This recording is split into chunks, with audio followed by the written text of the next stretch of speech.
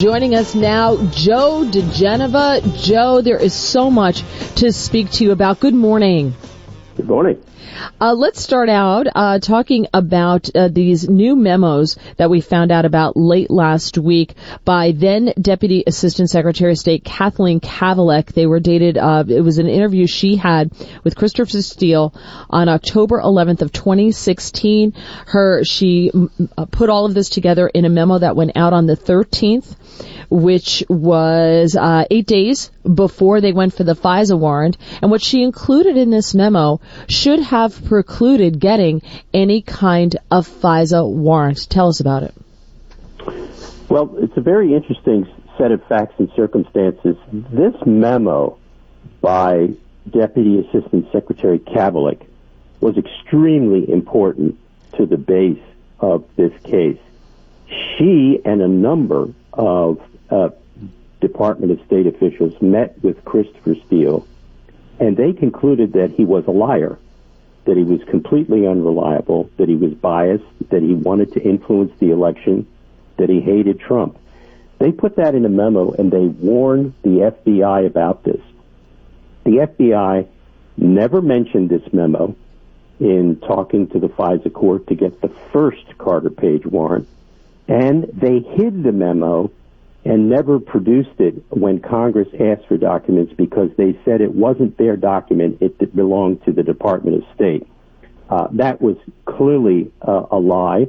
Then the current FBI director, Christopher Wray, classified that document several months ago and then was forced to declassify it recently when it was found that it had no basis for being classified by the senior officials in the Freedom of Information Act office at DOJ. Christopher Wray is becoming a very big problem, but the Christopher Steele, this is the March of Christophers, Christopher Steele is clearly a problem for the collusion nuts among them, all of the Democratic clown chairmen on Capitol Hill. So this is a bad week for the collusionists.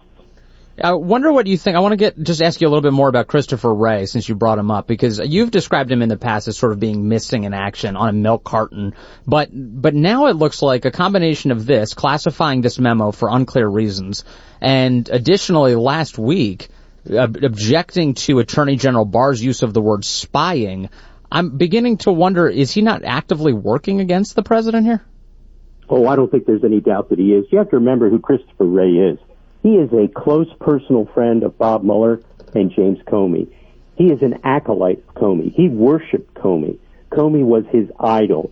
You will recall back in the Bush administration when there was this huge fight over electronic spying, and Comey and Mueller went to John Ashcroft in the hospital to prevent him from authorizing certain types of surveillance. Comey and Mueller threatened to resign if Ashcroft authorized these things.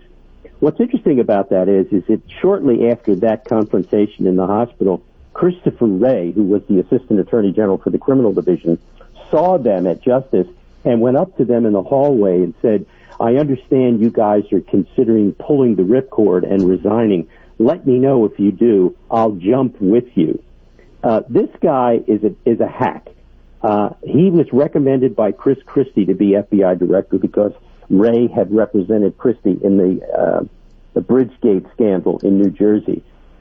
Christopher Wray is a problem. He's going to continue to be a problem. His performance before Congress last week, where he basically dissed the Attorney General, I can assure you, was not received well anywhere in the administration. Joe, you were talking about this FISA warrant application, the initial one, and how the information from the State Department wasn't included. I saw that you did a Fox Business interview this weekend, and you talked about how some of the FISA warrant, the recertifications were illegally obtained. Can you explain that? The FISA warrant, first, the original one, occurs in 2016 in October. Then there are 3 extensions of those warrants. They have to be extended every 90 days. It's my understanding from my conversations with knowledgeable people that Michael Horowitz has already concluded that those 3 extensions were improperly obtained and were illegal. They are still working on the first Carter Page warrant, the initial one, and they haven't decided that issue yet. So that's where that comes from. So this is being investigated by the IG. Yes. This is the one that everyone's been waiting for, the FISA warrants. But he's also doing one that has received very little attention, and that is a separate investigation of James Comey and his conduct in general surrounding a lot of issues, including FISA. Interesting, because you also have a letter that was sent to Mike Pompeo by Chuck Grassley, Ron Johnson, and Lindsey Graham, asking for details about this meeting. So it looks like there's going to be also another investigation here into the State Department, which up until this point, as far as I know, and correct me if I'm wrong, has not been investigated. Nothing that they've done so far has been investigated. Yeah, well, as you know, there were a lot of people in the Obama administration who left the State Department who were involved in originally receiving Christopher Steele's stuff and making sure that it got to the FBI with a different patina around it than what was in the Kavalek memo. Of course, once those people leave government, they cannot be interviewed by an inspector general at the Department of State who has no subpoena power, no grand jury power, and can only talk to people who are current government employees. In order for this to be investigated, the stuff that predated the Carter Page warrant, that has to be done by a grand jury, and I'm sure it will be. Very quickly, I want to just bring up this one point regarding the State Department, with Judicial Watch announcing that they got 44 pages of records from the State Department, and it appears that the Obama White House was involved in a 2012 FOIA request from Citizens for Responsibility and Ethics in Washington. And long story short, they were going back and forth. Counsel was going back and forth with the State Department, and in the end, the crew was told, sorry, we don't have those records. We don't have anything on her email. What do you know? Do you know anything about that? This is the way the Obama administration conducted the most transparent administration in history. They blocked more FOIA requests than any other administration in history. They spied on more reporters. They issued more subpoenas for reporters' phone records than any other administration in history. They were the biggest bunch of liars about transparency in the history of the Republic, and they got away with it because the press loved Obama, and they let him do whatever he wanted. People worry about a dictator with Trump. We've already had one, folks. His name was Obama. We've got more coming up with Joe diGenova. We're chatting with legal analyst Joe diGenova, former U.S. Attorney to the District of Columbia. Always great to have Joe. Joe, your name came up in some New York Times coverage this past week, as well as your wife, Victoria Tunsing, because she was connected to this investigation that was being planned by Rudy Giuliani, planning to travel to Ukraine to look into some ties of Joe Biden and the pressure he placed on Ukraine to fire a prosecutor that was investigating his son, also looking into the origins of the FBI probe into the President of the United States. Since then, Rudy has canceled that trip. He said he's not doing it. So I guess two parts. Can you explain what the purpose of that trip would have been, and is your wife still going on it?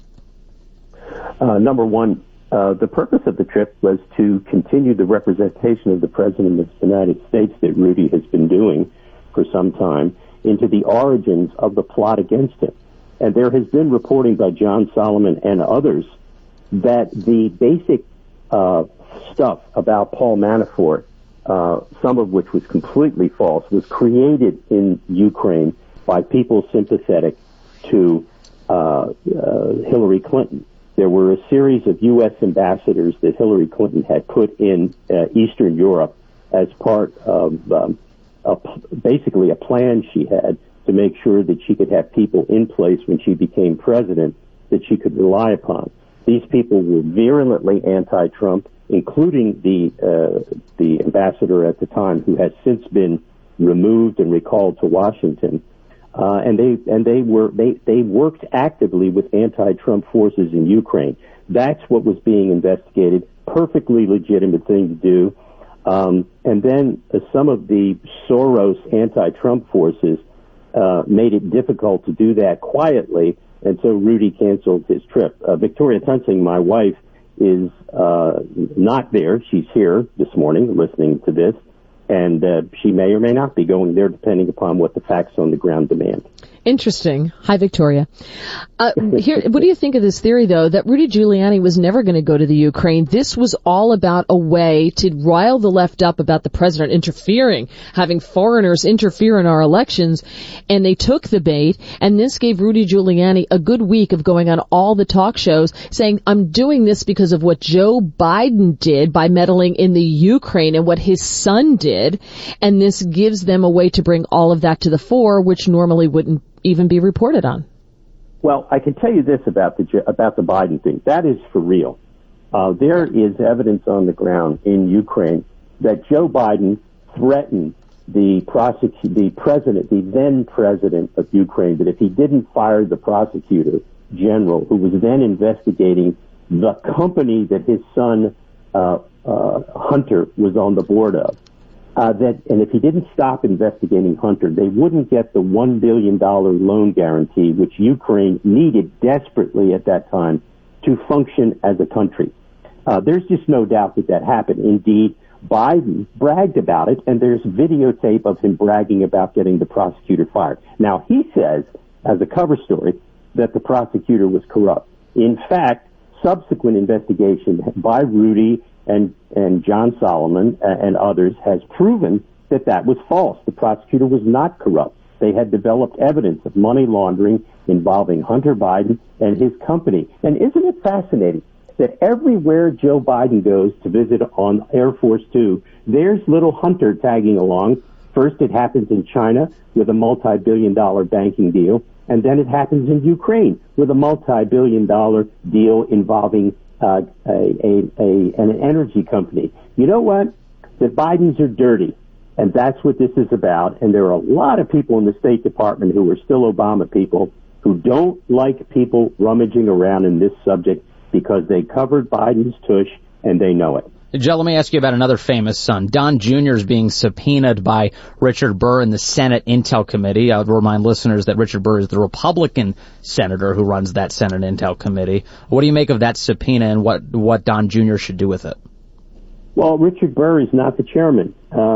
Mark Warner is the Democrat, who's really not the chairman, but is the chairman and acts like it. In fact, this is quite an embarrassing moment for the United States Senate, the Republican Senate. The suggestion after the majority leader announced that Mitch McConnell, that the case is closed on Russian collusion, Burr issues a subpoena for Don Jr. again to come back and testify.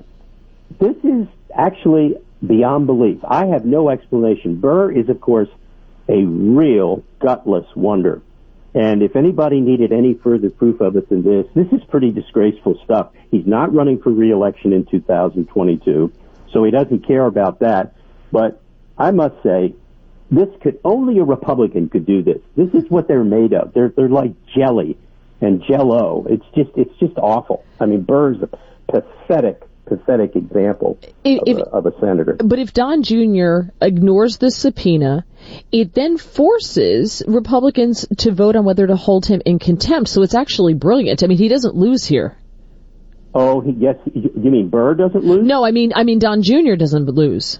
Oh, they're not going to vote him in contempt if it ever goes with. But here's what's the most important thing. He doesn't have to do anything. He can just say, look, I'm going to take the fifth, not because I have anything to hide, but I'm an innocent man. You were abusing me. You're allowing the Democrats on the committee to ask ridiculous questions. This has all been settled. I've been cleared by the special counsel. I refused. I'm going to prophylactically invoke the Fifth Amendment. I am producing no more records, no more testimony, no written answers. That's what he should do. I hope that's what he does do. And I hope Richard Burr gets the smell of that in his nostrils as he goes out the door. What a despicable display of lack of judgment by Burr. What a moron. On that note, Joe diGenova, thank you so much for joining us. It's always a pleasure. And say hello to Victoria for us. We will do. Thanks.